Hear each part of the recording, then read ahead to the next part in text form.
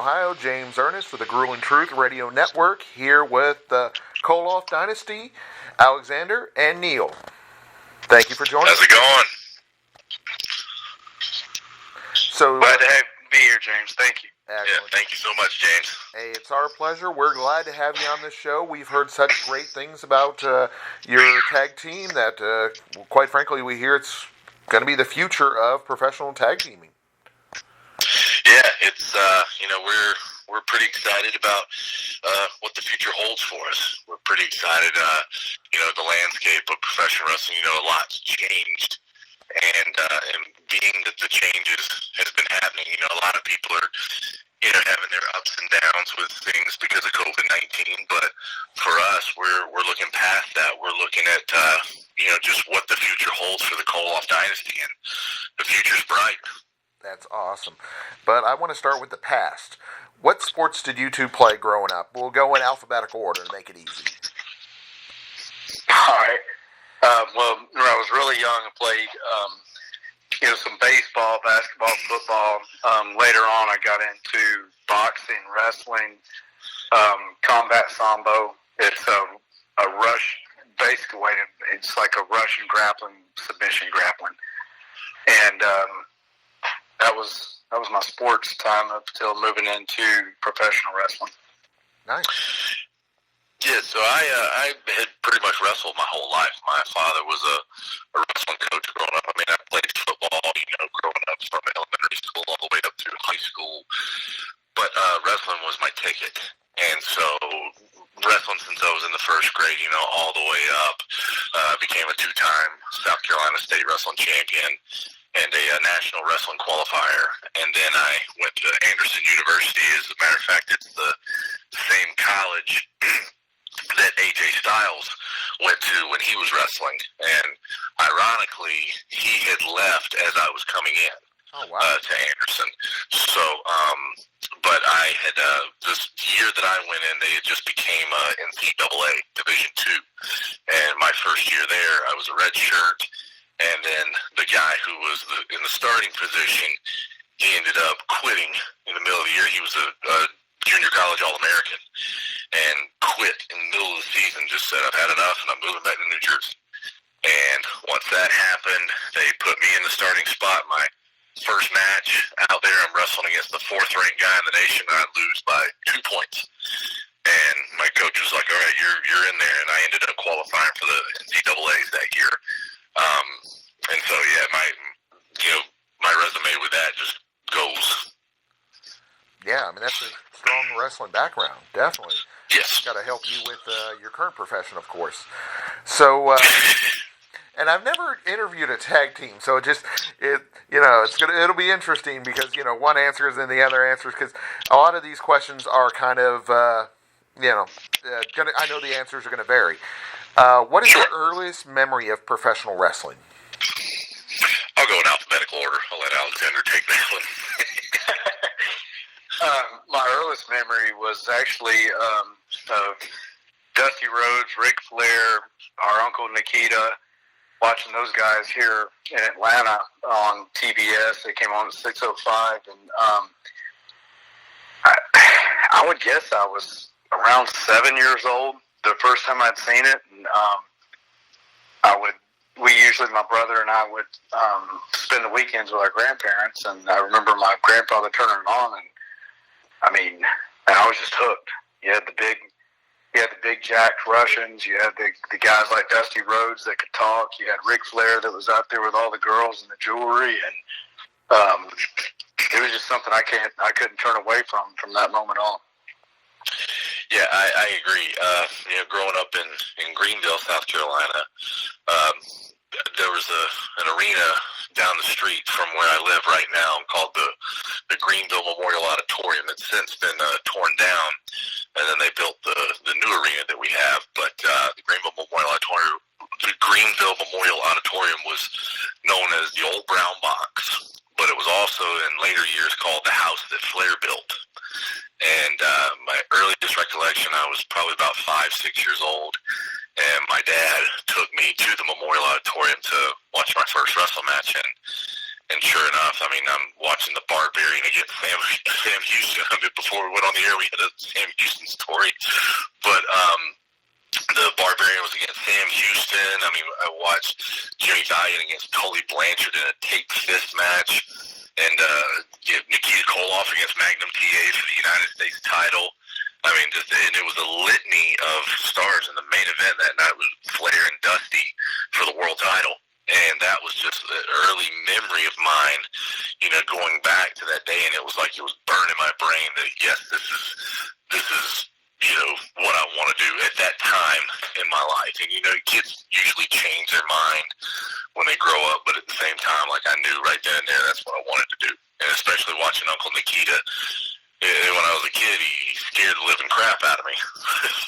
You know, growing up and realizing, oh, man, you know, this is pretty cool. So it sounds like, in other words, both of you were very heavily influenced by the NWA wrestling. Right. Yeah, absolutely. I mean, that was what, even as a kid, I mean, not getting in an NWA versus WWF thing, but like I would watch the NWA and watching Magnum and Uncle Nikita and Ricky Steamboat and Ric Flair. And I could easily look from Ric Flair, Ricky Steamboat fighting for the NWA World Championship over to Mike Tyson versus Michael Spinks boxing for the World Heavyweight Boxing title. And all four men looked like they were competing for the top prize in their sport. And exactly. That was something I was always just drawn to, was the sport of it. I mean, it didn't look like cartoon characters or anything like that. It was men fighting for a championship. Right, and it's not saying that, like, you know, I didn't watch the WWF because I mean I was a huge Hulk Hogan fan growing up too, but the thing was that when I watched NWA with some of my favorites around here, it was like these guys are legit. You know, it was like you couldn't get any more real than that. The way I understand they were going to bring your uncle in for, and I don't remember which WrestleMania it was, but they tried to get him to jump ship and be in the WWF for one of the WrestleManias. Did you ever talk about that? He had mentioned it before, and I honestly can't remember which one it was. It could have been two, That's what I think. I I want to say it was him instead of Bundy was their original plan. Right, yeah. I think it was too, because around that time, Nikita had actually auditioned, actually they reached out to him to play Ivan Drago in Rocky IV. Oh, wow. And yeah, I don't know if you knew that or not, but it was down to, he was one of the final three contestants to get the part. It was himself, it was Dolph Lundgren, and Kerry Von Erich, believe it or not. And with those three, and he tells a story where Kerry goes up to him and he asks him, hey, do you know your lines? He was like, yeah, inside and out, frontwards, backwards, all the way around. And he was like, what about you? And he was like, oh, I didn't really read them. And he's like, well, that kind of narrows it down. 50-50 chance here. And he said he went first. And when he went first, him and Stallone are doing the scene. And when they're doing the scene, they said, now when you get done, finish your lines and do a face-to-face stare-down, you know, like you're in the boxing ring. And they did the face-to-face stare-down and said Stallone loved it. And he asked the director, he goes, how was it? He goes, it was great until you guys got face-to-face and we lost you in his shadow. Exactly. And because at that time, Nikita was, you know, massive. He was like 285 pounds and just solid and stout. And then where Stallone was like 160, 165 at that. And, you know, at that time, he just said, you know, not good for his ego and not good for my opportunity. And he said, but Lundgren went after him, and Lundgren got the part. He goes, I guess he saved Kerry for last. Exactly. Those Von Erichs have, oh my gosh, they've been through so much. They have. Yeah. So, who trained you? We'll start with Neal first. I was trained by Brody Chase. Excuse me, who Brody used to do jobs for the Crockett's back in the day. And real good psychology. He was trained by the late Boris Malenko. and for him, like, to learn the in-ring style from him, was really cool, just because you're learning things that you never thought you would learn from Brody, and learning the art of what we do from Brody was a true testament from what we can do. And then after that, once I finished training with Brody, Manny Fernandez, came in and taught me some things as well, but I learned the true psychology of what we do from Kevin Sullivan. And Kevin really helped get me down to where he was like, this is why we do this is why we do that. And I learned so much, and no disrespect to Manny or Brody, because I learned so much from them, but I learned so much about the psychology of what we do from Kevin than anybody that has ever taught me. And I owe my career to those three and to Uncle Nikita. Interesting story. We're supposed to be having Kevin on to talk about going to Cuba. He's supposed to be doing some type of event over there. Brother. Ask him about, when you get him on, ask him about our trip to Nigeria together. Oh, my. Oh, yeah. That's a blockbuster for him. I'll let him tell the story. Sounds good. Yeah, well, you know what? I'll tell the story real quick, okay. if you don't mind. No. So while we're in Nigeria, when we go to Lagos, they took us in a bus, and then when we went to Abuja, then they hired people off the street to take us. And the thing was that everybody had to stay in a line. Now, we're getting ready to go to dinner now. There's several people in the cars, but in our car, it was the driver in the front seat. You have Shelton Benjamin, and then me and Kevin are in the back seat. And this guy, they see the people going off the exit, our guy goes straight and does not follow anybody. And that's when Kevin starts freaking out. He's just like, brother, do you know where you're going? And when that happened, the guy starts speaking whatever. You couldn't understand him. You got big Shelton Benjamin in the front seat, who he's not happy. And then the guy starts going off to this one little road that, we have no idea where we're at. We're in Nigeria, for God's sakes. And then when the guy goes off, he flashes his lights. You got Kevin in the back seat going, don't give him the hickey. When that happens, he pulls off to the side. That's when Shelton just grabs the driver. And then I roll my window down. I say, get back in the front seat. And Shelton goes, if you take one more step, I'm going to kill you right here. And by that time, guy gets back in the car, and Kevin's just going nuts. Like, Kevin's wanting to hurt him. By that time, we can tell the guy, take us back to the hotel now. And he's like, I don't know where it's at. I don't know where it's at. And we're like, yeah, you do, dude. And you know where you're going. He took us back to the hotel. By that time, he's waiting. And this was his dumb mistake. He's waiting to get paid. And when he takes us back, we get out of the car. And he's waiting because he says that they owe me money. Well, by that time, here finally comes one of the promoters of the show in a van. And he's like, what are you guys doing here? And we were like, well, this guy decided to take us on a joyride. And by that time, they told him to get out. He wasn't getting any money. A big scene was happening. And then by that time, we ended up going to where we needed to go for dinner. And then Shelton and I sang a karaoke song together, and Kevin loved it. So what you sing? Oh, man, what was the song? It was Puff Daddy's I'll Be Watching You. Oh, cool. Fun times. Ask Kevin about the time. He'll tell you. So, Aleksadr, where did you learn to wrestle? I was trained by a guy named Crew Jones.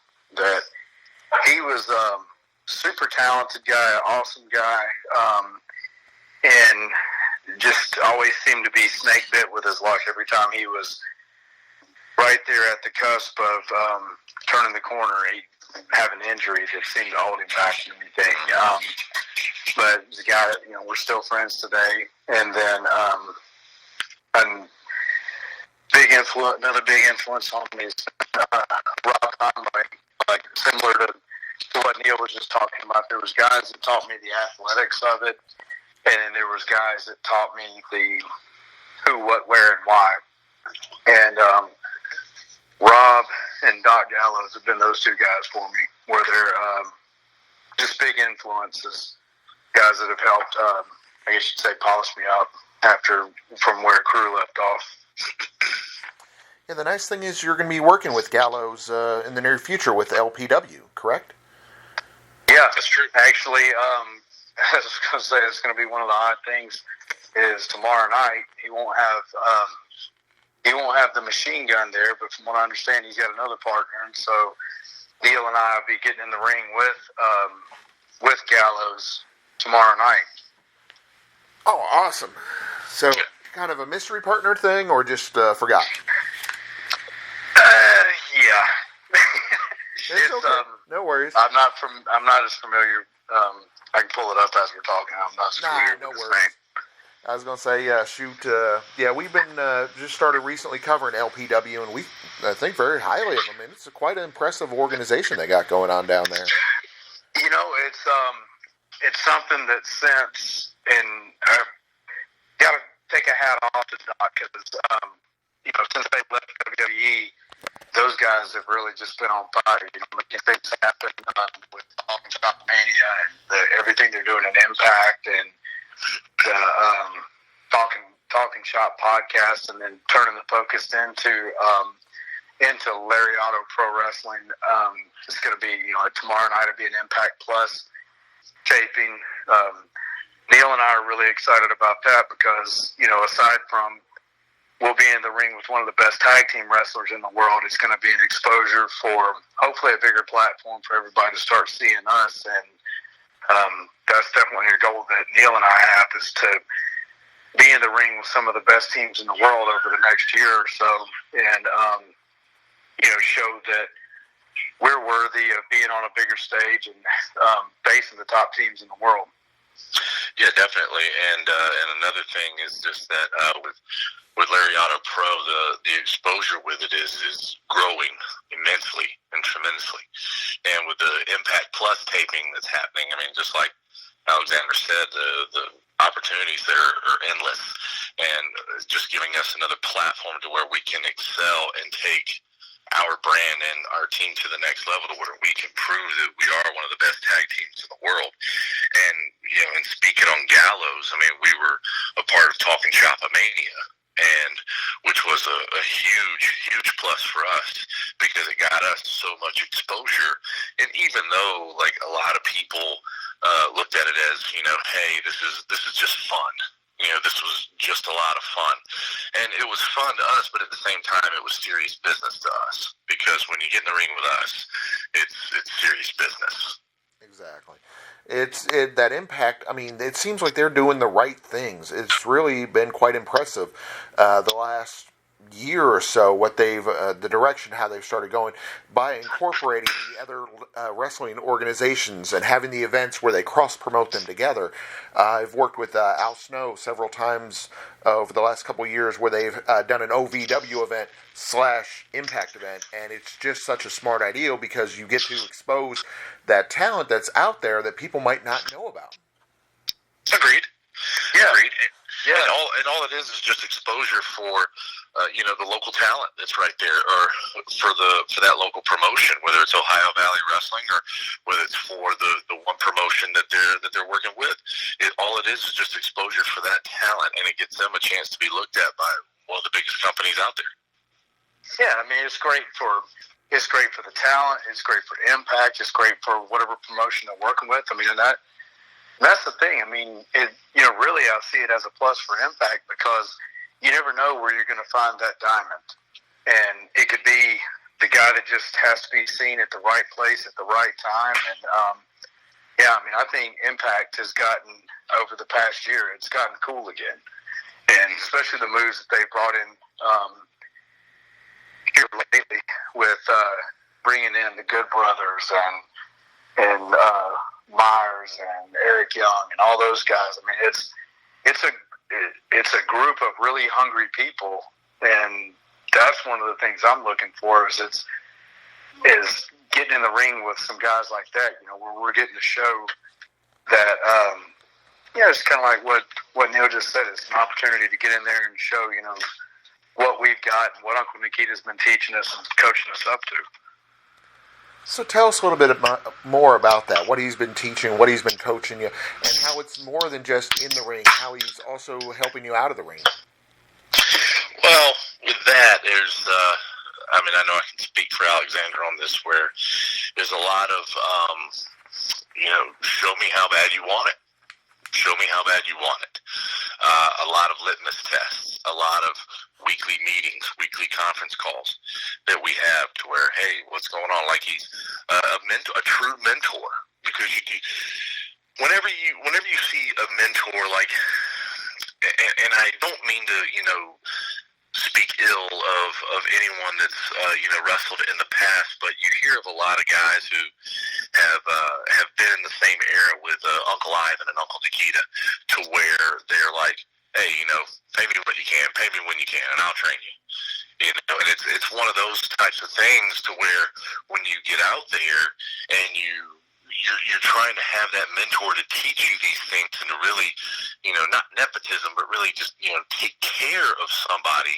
You don't have that a lot in this business. And that's something that Nikita is really doing to us, is he's really helping us, molding us, and shaping us into how he was brought up with Uncle Ivan and Don Kernodle.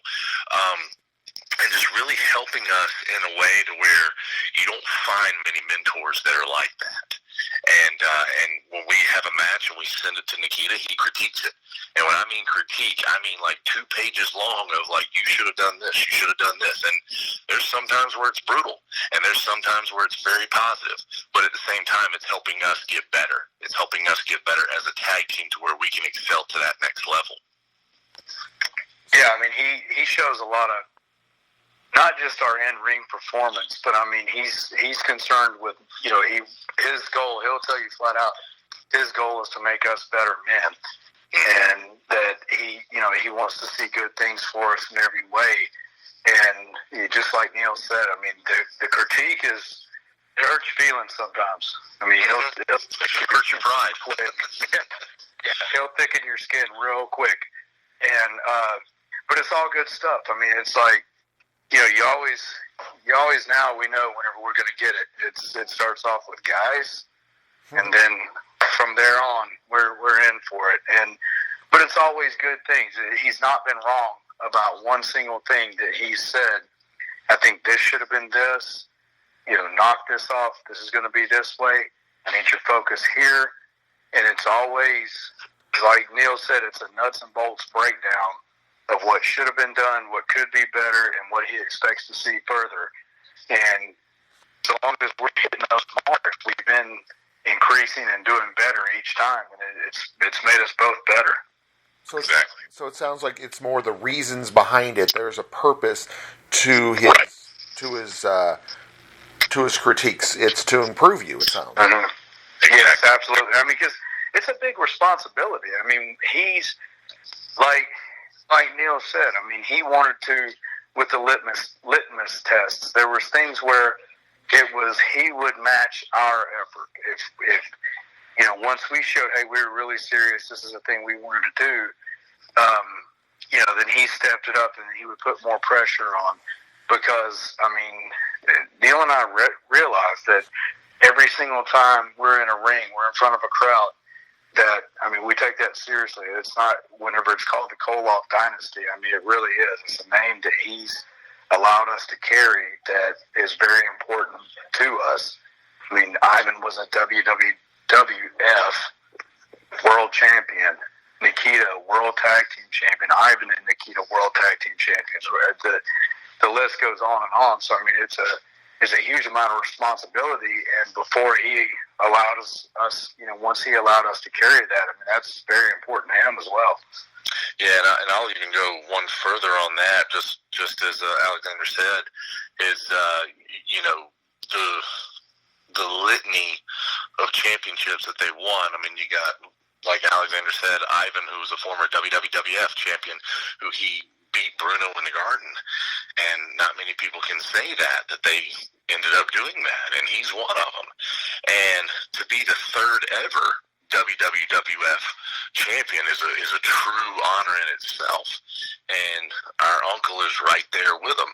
But another thing is just that, you know, a lot of people ask, and they really, I don't want to use the word question, but they want to look and see, like, are these guys Koloff material? Well, if we weren't, then why does Nikita believe in us so much?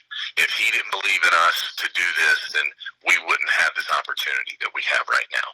And that's why I know that Nikita believes in us, and I know for sure Ivan would believe in us, and Ivan's widow, Renee, definitely believes in us. And so, and that's the true honor to have, is just to be able to carry on that legacy and that dynasty. Exactly. It's not one of those things where you were just rubber stamped. You have really shown what your commitment, your dedication to that name and to professional wrestling in general, it sounds like. Yeah, and it's one of those to where, like, I mean, really having to, you know, study. Like, I mean, it's one of those things to where, like, I mean, I know for myself, I work great under pressure. I don't know why, I always have.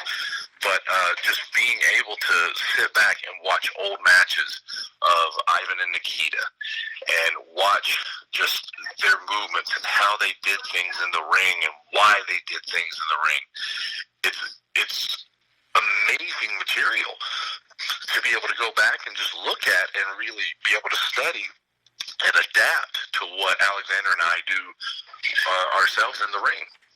And if y'all hear screaming in the background, that's my year-and-a-half old son.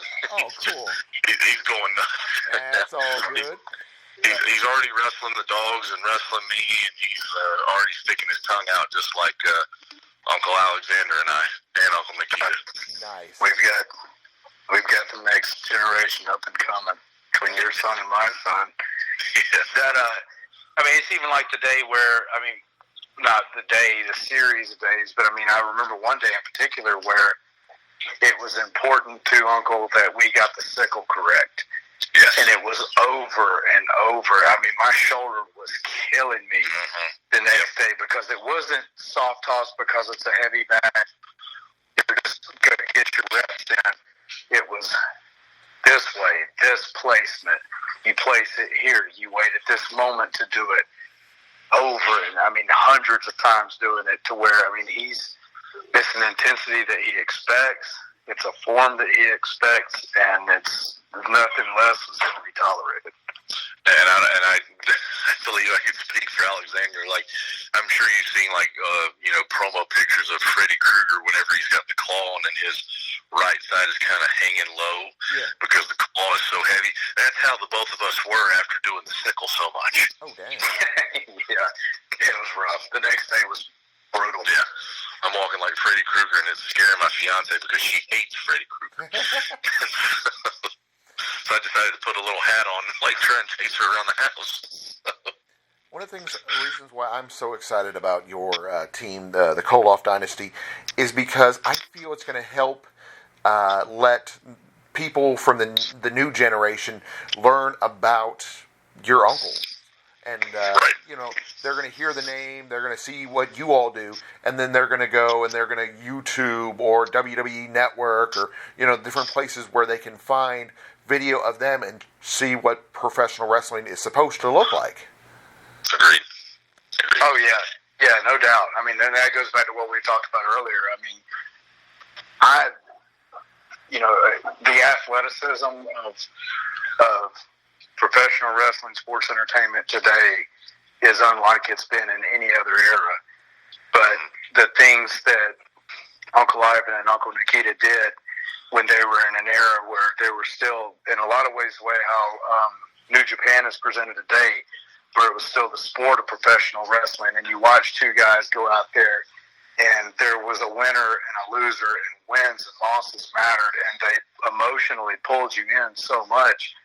In my opinion, is unlike any other era in wrestling, and it's one of the best eras of wrestling. Yes, and let's take it a step further. I mean, yes, you've had Russian wrestlers in the past who have, you know, made an incredible mark on this industry, and it's no disrespect to Nikolai Volkov or a Boris Zukov or anybody that has come after that in this industry. But let's go ahead and let's face facts. There's only 2 world champion Russian wrestlers that there ever have been. That's the old Russian lion, George Hackenschmidt, and Ivan Koloff. And I'm honored to be related to one of those gentlemen and to be able to learn from Uncle Ivan and Uncle Nikita in this industry and be brought up in the industry like Uncle Nikita was brought up, and listen to how Ivan taught him and how Don Kernodle taught him the ways of the business, the ways of the road. It's a true honor. It's a true honor, and it's almost like you can't get enough.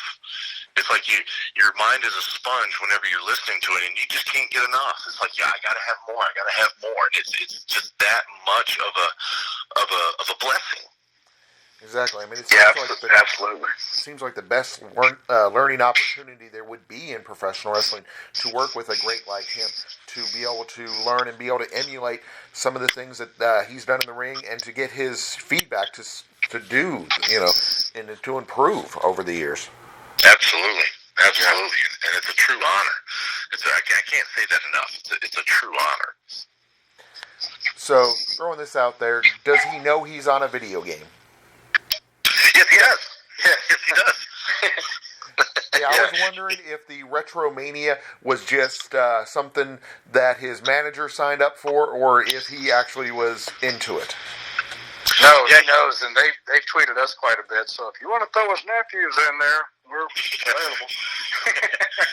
Yeah, and there's another video game company that's and I'm kicking myself in the tail. Same Virtual Basement. Virtual Basement. It's the same one. That's who makes the one he saw. Yeah. Perfect. It's a different one. Yeah, you're blowing this thing. Keep up. Yeah, the Retromania. Thanks a lot. Yeah.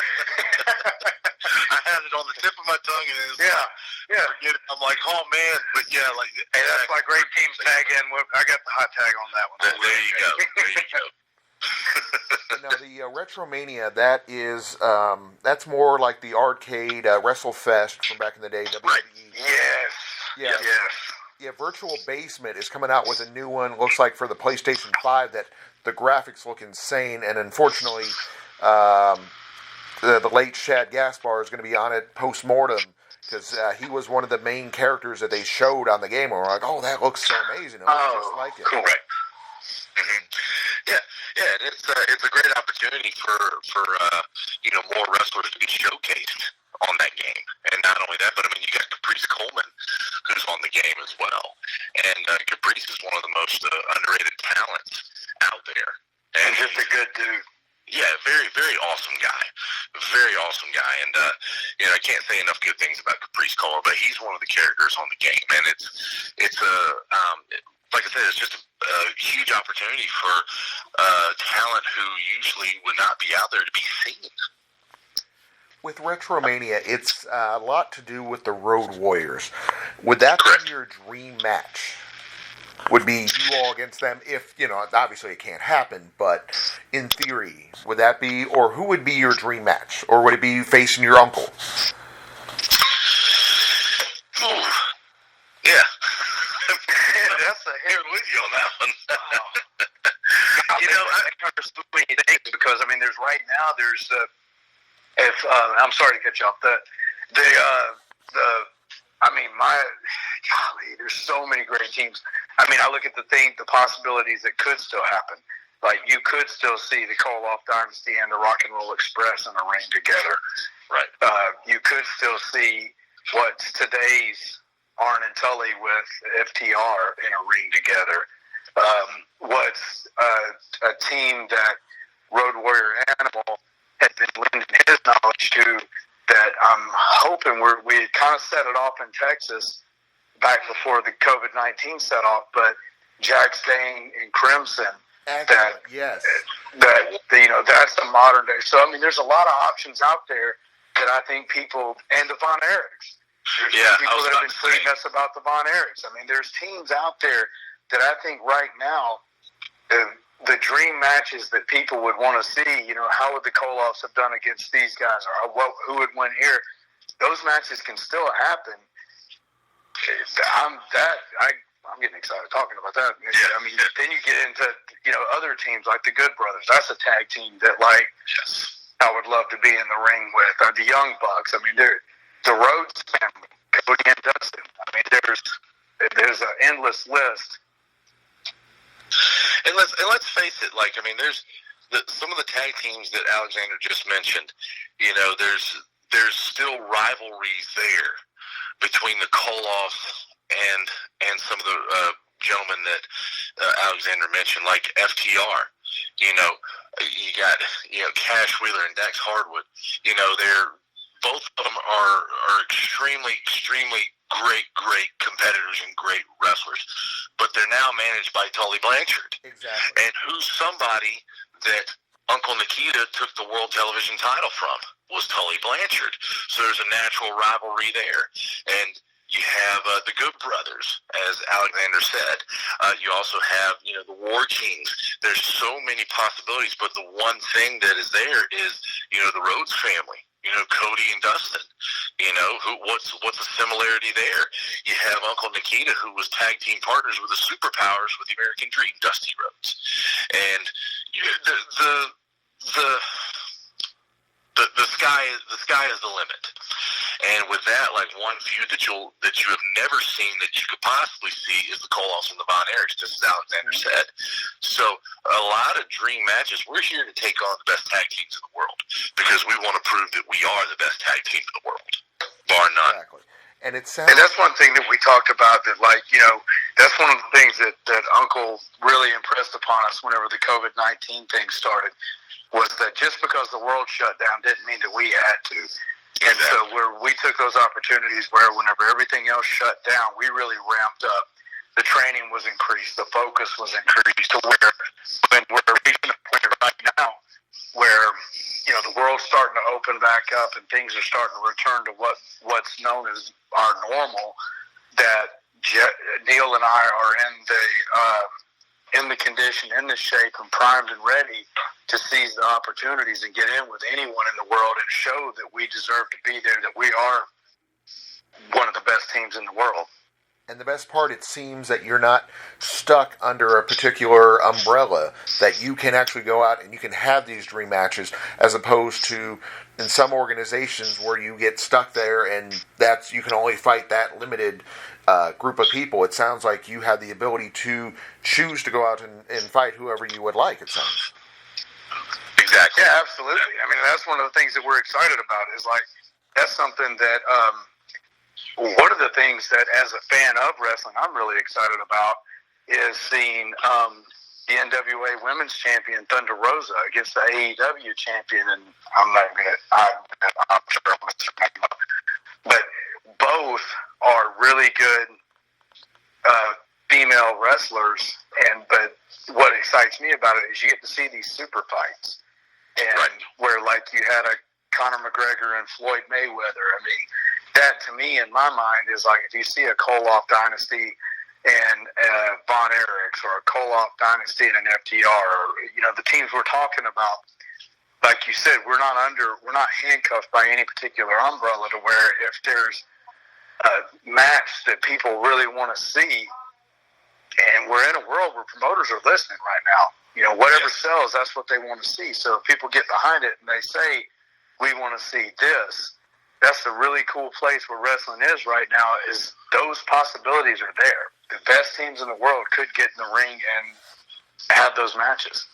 And I'm gonna go one step further. One team that we didn't mention that I feel would be an amazing match, an amazing rivalry, and in my opinion, one of the best tag teams in the world is the Briscoe brothers.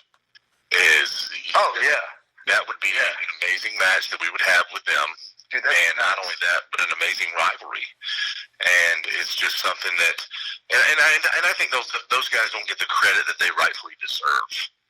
Is they've been in the industry for a long time, and not only that, but they've also been in a position where they can prove that they are one of the best tag teams in the world. In some ways, unfortunately, they've been punished by loyalty, it seems like. Exactly. because they've been agree there with so that. long and not, going to the different places. And, it seems like the challengers all have come to them, and they've beat them all. I mean, they've beat the Hardys. They beat, all the different people in ROH over the years. Right, correct. And that's just it. Is like they're very, very loyal, because they are really, honestly and truthfully, the staple of Ring of Honor wrestling. Exactly. Yeah, I agree with that. So before I let you go, because I don't want to talk off your ears and all, but we've definitely enjoyed having you on the show. One of the, kind of what incorporates that ideal of being able to bring these great matches together. Did you all get to see any of the Independent Wrestling Expo? I did not. It was a pretty cool event. No, I didn't.